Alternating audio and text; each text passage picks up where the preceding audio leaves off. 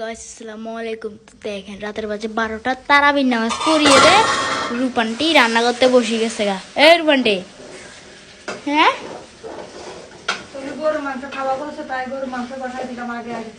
আর এমনি তো রান্না করছে আরো।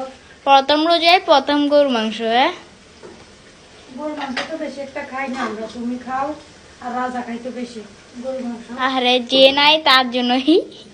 বাট আমরা তো বেশি একটা খাই না। সবাই কেমন আছেন? সবাইকে রমজানের শুভেচ্ছা। সবাইকে রমজানের শুভেচ্ছা জানাচ্ছি আমরা। সবাইও জানাইতে ভুলবেন না যেন। হ্যাঁ অবশ্যই। হ্যাঁ। আর তুমি রোজা কয়টা রাখবা? এবারকে ইনশাল্লাহ দিলে 30টাই রাখবো। শিওর? রাখতে পারবো কিন্তু রাখলে আমিও ট্রাই করবো সবগুলো রাখার। কিন্তু আমার ফজরের টাইমে সমস্যা হচ্ছে। ফজরের টাইমে আমি আছি না, আমি রাখি দিব। ফজরে আবার কিসের সমস্যা তোমার? কোনো প্রবলেম নেই, আমি দেখতে তোমার কোনো ভরসা নেই।